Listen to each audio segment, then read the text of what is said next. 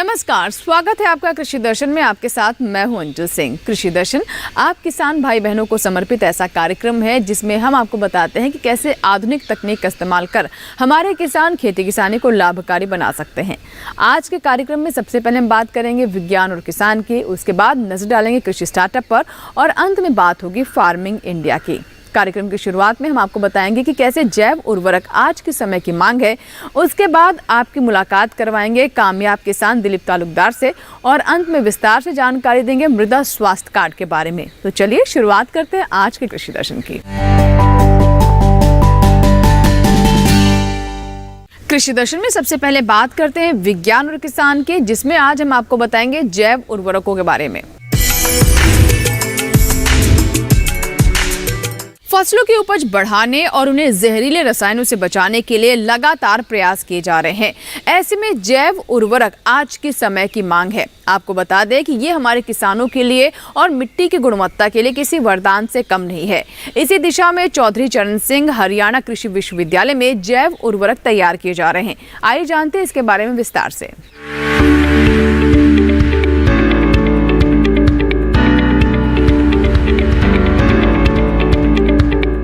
चौधरी चरण सिंह हरियाणा कृषि विश्वविद्यालय की यही वो इमारत है जिसमें जैव उर्वरक तैयार होते हैं। और ये है जैव उर्वरक तैयार करने की प्रयोगशाला। जैव उर्वरक दरअसल मिट्टी से निकाले गए छोटे छोटे जीव है। इस प्रयोगशाला में उन्हें तरल के रूप में बोतलों में भरा जाता है। यहाँ मुख्य रूप से 4 तरह के टीके बन रहे हैं: राइजो टीका, एजो टीका, फास्फो टीका और बायो टीका। यहाँ पे हम बनाते हैं वो 4 तरह के टीके बनाते हैं, जैसे राइजो टीका, एजो टीका, फोस्फो टीका, बायो टीका। राइजो टीका है जो हमारी दालें हैं, दालों में ये टीके का काम करता है और नाइट्रोजन फसलों को देता है। उसके बाद अजोटोबैक्टर है, ये हमारी जो गेहूँ है या ऐसे सीरियल्स हैं, अनाज वाली जो फसलें हैं, उनके लिए हम ये टीका बनाते हैं। उसके बाद जो फोस्फो टीका है, ये क्योंकि फोस्फोरस सभी पौधों को चाहिए होता है, तो सारी फसलों के लिए हम ये बनाते हैं फोस्फो टीका। और बायो टीका जो पौधों में बीमारियां होती हैं, वो बीमारियां कम आएँ अगर बायो टीके की आप ट्रीटमेंट देते हैं, किसान भाई अगर इसको खेत में यूज़ करते हैं। उर्वरकों का काम फसलों की पैदावार बढ़ाना होता है, लेकिन जैव उर्वरक एक कदम आगे है। ये बीमारियों से भी लड़ते हैं, खेत में नमी भी बनाए रखते हैं और मिट्टी की उपजाऊ शक्ति भी बेहतर करते हैं। इन उर्वरकों के इस्तेमाल से फसल को 25% कम यूरिया की जरूरत होती है, यानी ये लागत को भी कम करते हैं। 1 लीटर जैव उर्वरक की कीमत है सिर्फ 200 रुपए। अब सवाल उठता है कि इन्हें इस्तेमाल कैसे करना है। इसका लगाने का तरीका है कि ये फसल तक पहुंच जाए। तो सबसे बढ़िया जैसे तरीका मैंने आपको बताया वो है बीज को उपचार करना। आप जैसे गेहूं में हमें गेहूं को उपचार करना है तो 10 किलो बीज तक 50 मिलीलीटर की जो बोतल है, हमारी सबसे कम पैकिंग है 50 मिलीलीटर की, वो आप इस्तेमाल करें। 250 मिलीलीटर पानी लें, उसमें 50 ग्राम गुड़ घोलें, गुड़, जैगरी या घर में चीनी है, ये चीज़ें आप घोलें और उसका घोल बना लें। 10 किलो बीज हैं उनको अच्छे से फैला लें चादर की सतह पे। उसके बाद जो हमारा 250 मिलीलीटर का जिसमें हमने गुड़ डाल के घोल बनाया है उसको छिड़कें और अच्छे से उसको मिला लें। अब जो हमारा बीज है वो उसके ऊपर कोटिंग आ जाएगी उसकी और चिटपटा हो जाएगा। उसका पर्पज़ क्या है कि जब उसके ऊपर हम जब कल्चर डालते हैं तो कल्चर सारा का सारा जो हर एक सीड है उसके साथ लगेगा और जो बैक्टीरिया उस गुड़ के कांटेक्ट में आएगा वो गुड़, क्योंकि गुड़ खाने का काम करेगा बैक्टीरिया के लिए, तो बैक्टीरिया उसको यूज़ करेगा और बीज के साथ ही जाएगा और बीज जैसे ही मिट्टी में जाएगा, जैसे जैसे बीज उगेगा उसके साथ साथ वो बैक्टीरिया हमारा पहुंच जाएगा और वहाँ पे वो मल्टीप्लाई करेगा और एक बैक्टीरिया के लिए मित्र का काम करेगा और जीवाणु खाद उसको प्रदान करेगा। इस तरह फसलों को जहरीले रासायनिकों से बचाने में जैव उर्वरक आगे चलकर और भी महत्वपूर्ण भूमिका निभा सकते हैं।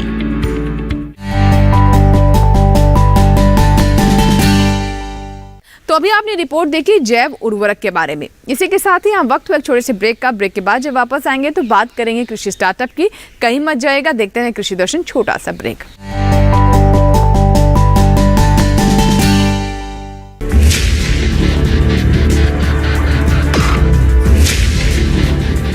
भोजन, जल और शुद्ध वातावरण हमारे जीवन का मुख्य आधार है और कृषि इसका मूल स्तंभ। पिछले 60 वर्षों में विज्ञान आधारित कृषि का व्यापक प्रसार हुआ है। साथ ही कृत्रिम संसाधनों के बढ़ते प्रयोग से कृषि की सतत क्षमता पर चिंताएं बढ़ी हैं। प्रधानमंत्री श्री नरेंद्र मोदी जी के दूरदर्शी नेतृत्व के अंतर्गत रसायन मुक्त जैविक खेती एक महत्वपूर्ण प्रयास है। रसायन मुक्त जैविक खेती को बढ़ावा देने के लिए 5 वर्ष पूर्व सरकार ने परंपरागत कृषि विकास योजना तथा उत्तर पूर्व भारत में जैविक मूल्य श्रृंखला योजनाएं आरंभ की। ऑर्गेनिक फार्मिंग को देश भर में बढ़ावा देने के लिए सरकार अनेक प्रयास कर रही है। इसके लिए परंपरागत कृषि विकास योजना के तहत काम किया जा रहा है। न सिर्फ ऑर्गेनिक फार्मिंग को बल दिया जा रहा है, बल्कि उसके लिए वैल्यू एडिशन और मार्केट की व्यवस्था भी की जा रही है। भारत सरकार एवं किसानों के सम्मिलित प्रयासों से आज देश के लगभग 36 लाख किसान 38 लाख हेक्टेयर क्षेत्र में जैविक खेती कर रहे हैं। इसके अतिरिक्त हमारे देश के अनेक ऐसे क्षेत्र हैं जहां आज भी पारंपरिक जैविक खेती हो रही है। इन पारंपरिक जैविक क्षेत्रों को जैविक प्रमाणीकरण सुलभ कराने हेतु पीजीएस के अंतर्गत लार्ज एरिया सर्टिफिकेट का प्रावधान किया गया है। इस प्रक्रिया की विशिष्टता ये है कि इसमें प्रमाणीकरण मात्र 2 से 3 महीनों में हो जाता है, जबकि सामान्य परिस्थितियों में इसमें 2 से 3 वर्ष का समय लगता है। अंडमान निकोबार केंद्र शासित प्रदेश के कार निकोबार एवं नैन काउरी द्वीप समूह देश के सर्वप्रथम ऐसे प्रमाणीकृत जैविक क्षेत्र हैं। अभी हाल ही में संपूर्ण लक्षद्वीप को जैविक खेती के रूप में प्रमाणित किया गया है। वर्ष 2016 में सिक्किम राज्य पूर्ण जैविक कृषि राज्य के रूप में प्रमाणित हो चुका है। सुदूर उत्तर में हिमालय श्रृंखला के बीच स्थित लद्दाख ने भी पूर्ण जैविक के लक्ष्य की ओर बढ़ना शुरू कर दिया है। जैविक उत्पादों को बाजार सुलभ कराने तथा किसानों की उपभोक्ताओं तक पहुंच बनाने के लिए एक समर्पित जैविक खेती पोर्टल भी बनाया गया है। जैविक खेती पोर्टल के जानकारी मंच और विपणन मंच के माध्यम से किसानों को उच्च गुणवत्ता उत्पादन तथा बाजार उपलब्ध कराया जा रहा है। आशा है देश के सभी राज्य अपने जैविक क्षेत्रों का विस्तार करेंगे और देश में जैविक कृषि क्रांति को मजबूत करने में योगदान देंगे। जैविक उत्पादों की देश और विदेशों में बढ़ती मांग तथा जैविक उत्पादों का बढ़ता बाजार, किसानों की उपभोक्ताओं तक पहुंच तथा जैविक एफपीओ द्वारा जैविक कृषि व्यापार में भागीदारी हमारे किसानों को अपनी आय बढ़ाने का अवसर दे रहा है। पिछले 5 वर्षों में जैविक कृषि उत्पादों का निर्यात दोगुने से अधिक बढ़कर 7,000 करोड़ रुपए से अधिक का हो गया है और इसमें प्रतिवर्ष 20% से अधिक की वृद्धि हो रही है। उम्मीद है पारंपरिक क्षेत्र के किसान भी इस बढ़ते बाजार से लाभान्वित होंगे और जैविक कृषि आंदोलन को आगे बढ़ाएंगे। किसानों की मुस्कान समृद्ध हिंदुस्तान की है पहचान।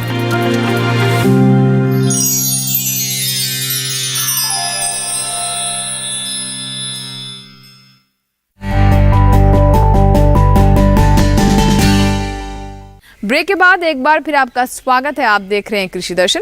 आइए बात करते हैं कृषि स्टार्टअप की।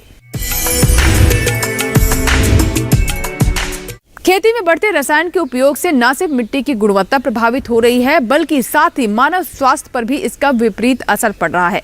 ऐसे में आज के समय में हमारे बहुत सारे किसान जैविक खेती की ओर अपना रुख कर रहे हैं। ऐसे कामयाब किसान हैं दिलीप तालुकदार। कैसे इन्होंने जैविक खेती को अपनाया, न सिर्फ पर्यावरण के प्रति अपनी जिम्मेदारी निभाई, साथ ही अन्य किसानों को भी इसकी ओर प्रेरित कर रहे हैं। आइए देखते हैं उनकी कामयाबी की कहानी।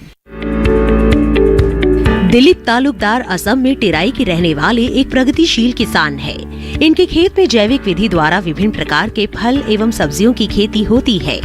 उन्नत किस्म के उपज प्राप्त करने के उद्देश्य से दिलीप तालुकदार अपनी फसल में रसायन का इस्तेमाल नहीं करते हैं।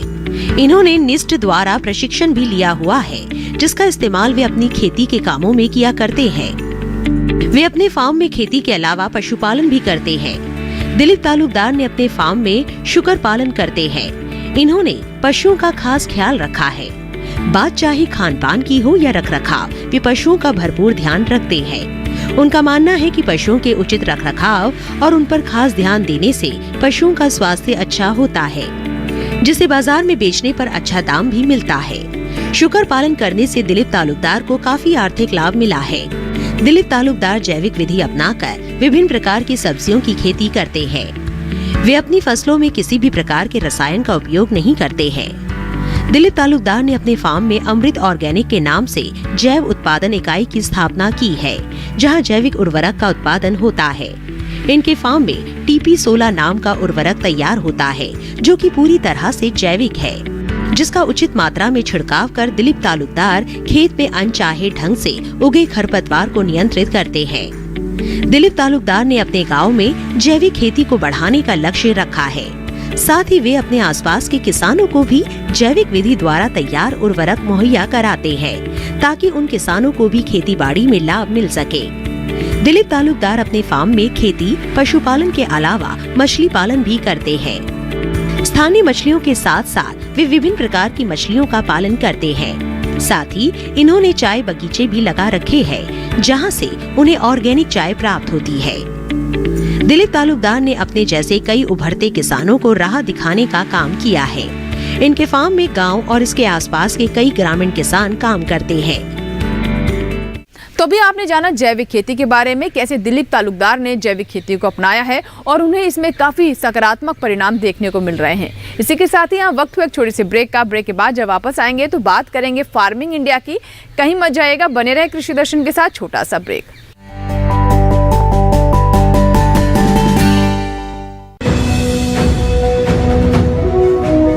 भारत सरकार का हर प्रयास किसानों को दे रहा है एक नई आस। देश के किसानों की खुशहाली और उन्हें आत्मनिर्भर बनाने के लिए भारत सरकार समर्पित है।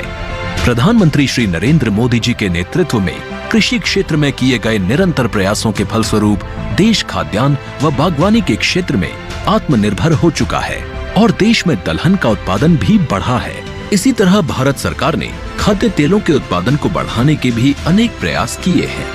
इसी क्रम को आगे बढ़ाते हुए माननीय प्रधानमंत्री श्री नरेंद्र मोदी जी के नेतृत्व में भारत सरकार ने दूरदर्शी निर्णय लेते हुए राष्ट्रीय खाद्य तेल मिशन ऑयल पाम की शुरुआत की है। इस मिशन से देश भर के किसानों को बहुत लाभ मिलेगा। कृषि के पूंजी निवेश में वृद्धि होगी, खाद्य तेल आयात पर देश की निर्भरता कम होगी और रोजगार के नए अवसर पैदा होंगे। खाने के तेल में आत्मनिर्भरता के लिए अब राष्ट्रीय खाद्य तेल मिशन ऑयल पाम का संकल्प लिया गया है। इससे किसानों को तो सीधा लाभ होगा ही, गरीब और मध्यम वर्ग के परिवारों को सस्ता और अच्छी क्वालिटी का तेल भी मिलेगा। यही नहीं, ये मिशन बड़े स्तर पर रोजगार का निर्माण करेगा। इस मिशन के अंतर्गत ऑयल पाम का रकबा और पैदावार बढ़ाने पर जोर देने के लिए सरकार ने 11,000 करोड़ रुपए से अधिक की सहायता राशि निर्धारित की है। मिशन के तहत सरकार ने ऑयल पाम की खेती के लिए रोपण आदि की सहायता में बढ़ोतरी करते हुए पहले मिलने वाले 12,000 रुपए प्रति हेक्टेयर को बढ़ाकर 29,000 रुपए प्रति हेक्टेयर तक कर दिया है। ऑयल पाम के पुराने बागों के पुनरुद्धार के लिए 250 रुपए प्रति पौधा के हिसाब से विशेष सहायता दी जा रही है। पौधारोपण सामग्री की कमी दूर करने और बीजों की पैदावार करने वाले बागों को भी सहायता दी जाएगी। इसके तहत 15 हेक्टेयर ऑयल पाम उद्यान के लिए 80 लाख रुपए तक की सहायता राशि दी जाएगी। इसके अलावा नर्सरी विकास के लिए 40 लाख रुपए तक तय किए गए हैं। पूर्वोत्तर और अंडमान राज्यों के लिए विशेष सहायता का भी प्रावधान है। ऑयल पाम के किसान ताजे फलों के गुच्छे यानी FFB का उत्पादन करते हैं, जिनकी वर्तमान में कीमतें अंतर्राष्ट्रीय मूल्यों में उतार चढ़ाव के आधार पर तय होती हैं।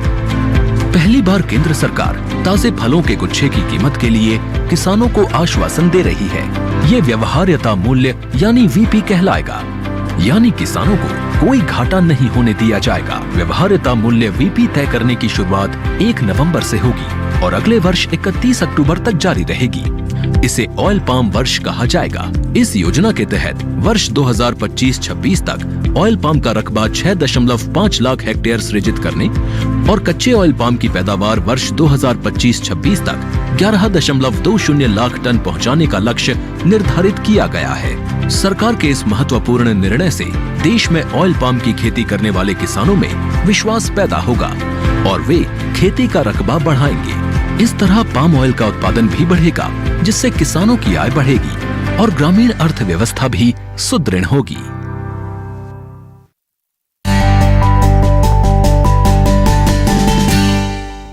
ब्रेक के बाद एक बार फिर आपका स्वागत है। आप देख रहे हैं कृषि दर्शन। आइए अब नजर डालते हैं फार्मिंग इंडिया पर, जिसमें हम आपको बताते हैं कृषि जगत की तमाम हलचलों के बारे में।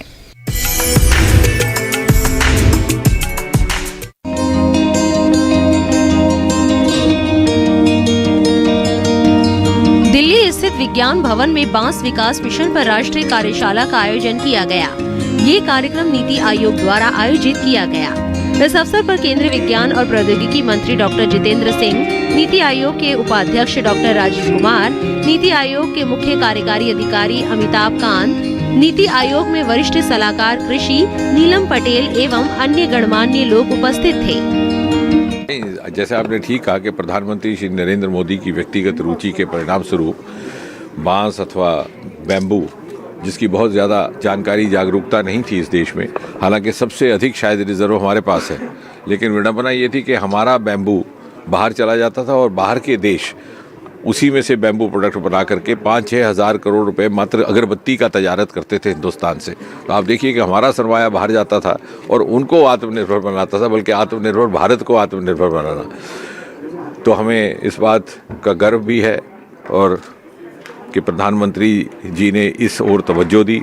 अनेकों ऐसे क्रांतिकारी उन्होंने निर्णय लिए। 100 वर्ष पुराना इंडियन फॉरेस्ट एक्ट को संशोधित कर दिया गया ताकि होम ग्रोन बैम्बू से उससे मुक्ति मिल जाए। इसी प्रकार आयात कर बढ़ा दिया गया है बैम्बू प्रोडक्ट्स पर, ताकि होम ग्रोन या डोमेस्टिक प्रोडक्शन जो है बैम्बू की, उसको बढ़ावा मिल सके और बाहर से आने वाले बैम्बू को उतना ज़्यादा प्रोत्साहन ना मिले। अगर आपने कोई और पेड़ लगाया तो आपको 20 से 25 साल लग जाते हैं तैयार होने में, लेकिन अगर आपने बांस लगाया तो आपका 4 से 5 साल में तैयार होता है और 20 से 25 साल तक आपको लगातार इससे इनकम होती रहती है। तो किसान भाइयों के पास जो ज़मीन ऐसी है जहाँ पर पानी भरा रहता है, जहाँ पर उनकी मिट्टी की हेल्थ अच्छी नहीं है, जहाँ ज़मीन ऊंची नीची है, पानी की सुविधा नहीं है, वो सब ज़मीन पर किसान भाई अगर अच्छे से बांस की खेती करेंगे तो आप मेरा यकीन मानिए को जो और वो फसलें उगा रहे हैं उससे उनको ज़्यादा फायदा होने वाला है। राष्ट्रीय बांस मिशन है वो 23 राज्यों में चलता है। नॉर्थ ईस्ट में ऑफ कोर्स बहुत बहुतायत है बांस की, पर अब और राज्यों में भी फैल रहा है और सभी जगह इस पे काम चल रहा है। बांस मिशन है उसमें हमारी बहुत सारी प्रावधान है कि प्रोसेसिंग के भी इकाइयाँ लगाई जा सकती हैं, जिसमें कि अगर वो प्राइवेट सेक्टर में हो तो 50% सब्सिडी मिलती है और गवर्नमेंट सेक्टर में 100% हम फंडिंग करते हैं। तो प्रोसेसिंग यूनिट्स के लिए भी राष्ट्रीय बांस मिशन में प्रावधान है। हम आपको लगातार बता रहे हैं कि किस तरीके से रसायनों के उपयोग से हमारी मिट्टी की गुणवत्ता घटती जा रही है। ऐसे में हमारी सरकार लगातार ऐसे कदम उठा रही है जिससे मिट्टी की सेहत को सुधारा जा सके, और इन्हीं में से एक महत्वपूर्ण योजना है मृदा स्वास्थ्य कार्ड, जो कि हमारे किसानों तक पहुंचाई जा रही है ताकि हमारे किसान अपनी मिट्टी की जाँच करवा सकें और वो समझ सके कि कौन कौन से पोषक तत्वों की कमी है जिसकी पूर्ति वो कर अच्छी गुणवत्ता वाली मिट्टी को प्राप्त कर सकते हैं और फसल में वृद्धि भी पा सकते हैं। तो आइए जानते हैं मृदा स्वास्थ्य कार्ड के बारे में।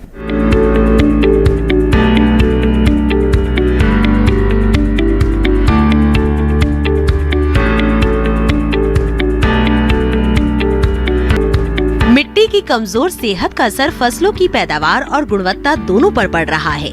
साथ ही फसल लागत भी बढ़ती जा रही है। इसी समस्या के समाधान के लिए केंद्र सरकार ने 2015 में सॉइल हेल्थ कार्ड यानी मृदा स्वास्थ्य कार्ड योजना शुरू की थी। ये वही साल था जिसे अंतर्राष्ट्रीय मृदा वर्ष के रूप में मनाया गया। एक ऐसी योजना जो खेत की मिट्टी में कमजोरियों का भी पता लगाती है और बताती है कि मिट्टी में कौन से पोषक तत्व की कमी हो रही है। ज्यादा फसलें, उर्वरकों और कीटनाशकों का अंधाधुंध और असंतुलित इस्तेमाल मिट्टी की उपजाऊ शक्ति को लगातार कमजोर कर रहा है। जानकारी की कमी से किसान खेतों में रासायनिक उर्वरकों का इस्तेमाल कर रहे हैं, भले ही उस उर्वरक की जरूरत हो या ना हो। किस खेत की मिट्टी को कौन सा तत्व चाहिए और कौन सा नहीं, ये सब जानने के लिए उसकी जांच जरूरी है। मृदा स्वास्थ्य कार्ड यही काम करता है। ये योजना पूरे देश में लागू है और मिट्टी की जांच के लिए देश भर में ही मिट्टी जांच की प्रयोगशालाएं स्थापित की गई है।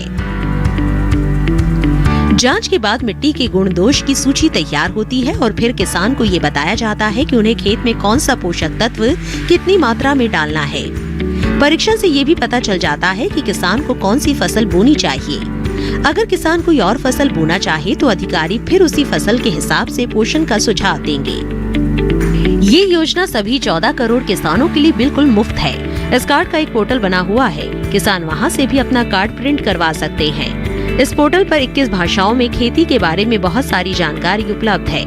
किसानों के लाभ के लिए प्रशिक्षण, प्रदर्शनी और किसान मेलों का भी आयोजन किया जाता है। 2019-20 के दौरान आदर्श ग्राम विकास के नाम से एक परियोजना शुरू की गई, जिसके तहत खेतों से मिट्टी के नमूने उठाए गए। परियोजना के तहत हर ब्लॉक से एक गांव को लिया जाता है और वहां मिट्टी के नमूने जमा करके उनकी जांच होती है। इस तरह हर गांव में 1 हेक्टेयर रकबे की जमीन से नमूने लिए जाते हैं। तो भी आपने जाना कैसे हमारे किसान मृदा स्वास्थ्य कार्ड से लाभ ले सकते हैं और अपनी मिट्टी की सेहत पर नजर बनाए रख सकते हैं। बढ़ते हैं आगे और बात करते हैं मोबाइल ऐप की। जी हाँ, इस भाग में हम आपको ऐसे कृषि ऐप्स के बारे में जानकारी देते हैं जिन्हें डाउनलोड कर हमारे किसान कृषि संबंधी तमाम जानकारियां अपने मोबाइल फोन पर ही प्राप्त कर सकते हैं। तो आज इसी कड़ी में हम आपको बताएंगे पूसा कृषि मोबाइल ऐप के बारे में। पूसा कृषि ऐप किसानों की कृषि जगत और खेती किसानी से जुड़ी शंकाओं का समाधान करता है। ये ऐप किसानों को मौसम से जुड़ी जानकारी और मौसम के अनुसार खेती संबंधी सलाह प्रदान करता है।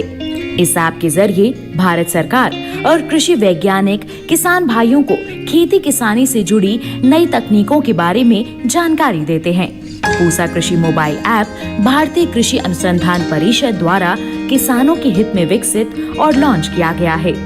इस ऐप के जरिए फसल की नई किस्मों के बारे में, कम संसाधनों में खेती की तकनीक, संरक्षित खेती और समय अनुसार कृषि कार्यों के अलावा कृषि मशीनरी और उनके प्रयोग से संबंधित जानकारी किसानों को मिल रही है। इसी के साथ ही आज के कृषि दर्शन में फिलहाल इतना ही, लेकिन अगर आपके कोई सवाल हैं, कोई सुझाव हैं, तो आप हमें ईमेल कर सकते हैं, हमें पत्र लिख सकते हैं। हमारा ईमेल पता नोट कर लें। हमारा ईमेल एड्रेस है krishidarshan@gmail.com। अगर आप चाहें तो हमें पत्र भी लिख सकते हैं, इसके लिए हमारा पता नोट कर लें। हमारा पता है कृषि दर्शन, कमरा number 59A, CPC, Doordarshan, Khelgaon, नई दिल्ली 110049। आपके पत्र और आपके ईमेल्स का हमें इंतजार रहेगा। लेकिन जाते जाते आपको ये भी बता दें कि अब आप हमारा एक कार्यक्रम हमारे YouTube चैनल पर भी देख सकते हैं। डीडी किसान के YouTube चैनल से जुड़ने के लिए इस QR कोड को स्कैन करें और जुड़ जाएं डीडी किसान के YouTube चैनल से, जहां पर आप कृषि दर्शन के सभी एपिसोड्स भी देख सकते हैं और दूरदर्शन किसान पर प्रसारित होने वाले अन्य कार्यक्रम भी डीडी किसान के YouTube चैनल पर उपलब्ध हैं। आशा करते हैं कि आज के कार्यक्रम में जो तमाम जानकारियां हमने आप तक पहुंचाई हैं, उसका हमारे किसान जरूर लाभ उठाएंगे। नए अंक में नई जानकारियों के साथ कृषि दर्शन में फिर होगी आपसे मुलाकात, लेकिन तब तक के लिए आप बने रहें दूरदर्शन किसान के साथ। नमस्कार।